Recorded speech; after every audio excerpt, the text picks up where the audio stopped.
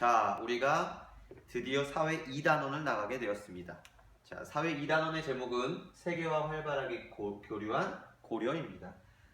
당연히 2단원에서는 어느 나라를 우리가 중점으로 배울까요? 당연히 고려라는 나라를 중점적으로 배우겠습니다. 자, 고려 들어봤는지는 모르겠지만 우리가 고려에 대해서 알아야 될 이유가 있습니다. 사실 고려는 역사적으로 중요한 나라이기 때문입니다. 왜 그런지 한번 하나씩 살펴볼까요? 첫 번째, 고려는 외교 강국이었어요. 외교 강국이었습니다. 외교 강국. 고려. 외교는 다른 나라랑 이렇게 협상하고 또 다른 나라를 거래하고 다른 나라를 물리치고 이런 것들 다른 나라와의 관계를 맺는 걸 외교라고 하는데 고려라는 나라가 이것을 상당히 잘했어요. 그래서 외교로 거란족을 물리치기도 하고 또 군사적으로도 강국이어서 여진족을 물리치기도 하고 또 이렇게 여러 가지 일들을 많이 했어요. 그래서 고려는 외교 강국입니다. 오죽하면 그 송나라가 우리나라에게 같이 금나라라고 하는 다른 나라를 함께 치자고 이야기할 정도였으니까 고려라는 나라가 외교 강국이었다는 걸 알 수가 있습니다. 두 번째 고려는 해상 강국이었어요. 해상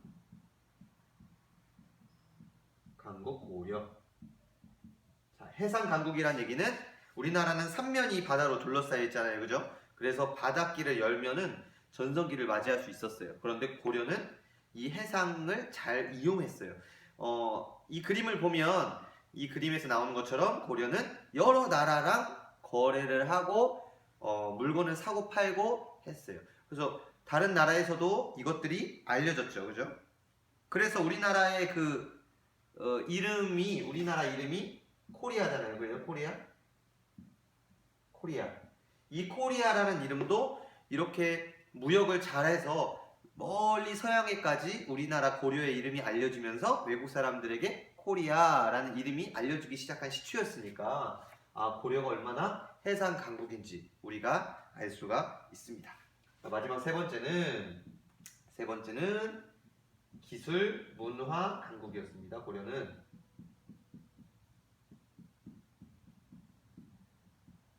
기술 문화 강국이었어요. 여러분들 아마 배울 텐데 고려의 문화재 중에 유명한 게 있어요. 금소갈자.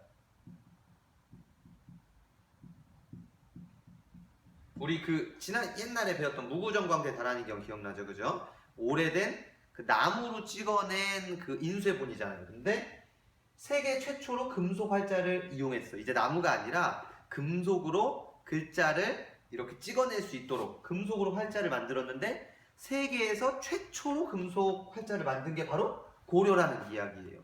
다른 나라보다 이 조그만한 나라인 고려에서 그 일을 했다는 거야. 기술이 얼마나 발전했는지 알 수 있겠죠? 이 금속 활자를 찍어낸 최초의 책, 그게 바로 직지심체율들이에요. 직지심체율들. 나중에 여러분들 배울 거예요. 그죠? 독일에 있는 그 금속 활자로 찍어낸 책보다 무려 70년이나 앞섰다고 합니다. 그러니까 고려의 기술이 얼마나 발전했는지 알 수 있겠죠? 두 번째는 고려청자예요. 고려청자. 우리나라 문화 중에 고려청자. 자, 고려청자는 하늘의 빛을 담았다. 이렇게 말할 정도로 그 색깔이 비색이라고 한다고 했잖아요. 그죠? 비색이라고 부르는데 그 색깔이 너무나 아름다웠대요. 그죠?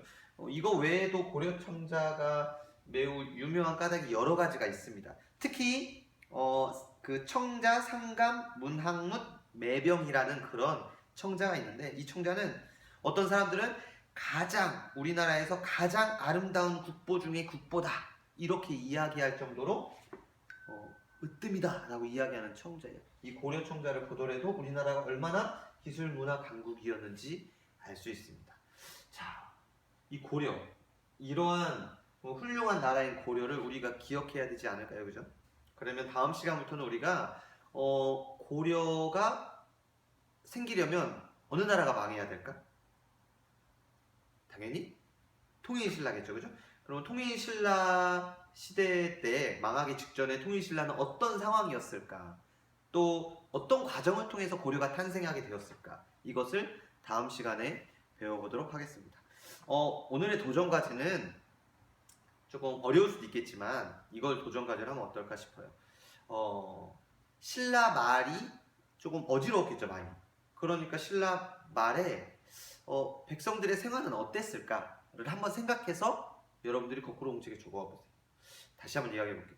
신라 말, 통일신라 말에 백성들의 삶은 어땠을까? 한번 생각해서 여러분들이 거꾸로 공책에 적어와 보면 되겠습니다. 알겠죠? 다음 시간부터 우리 고려에 대해서 신나게 재미있게 배워보도록 하겠습니다. 알겠죠? 오늘의 거꾸로 영상 끝!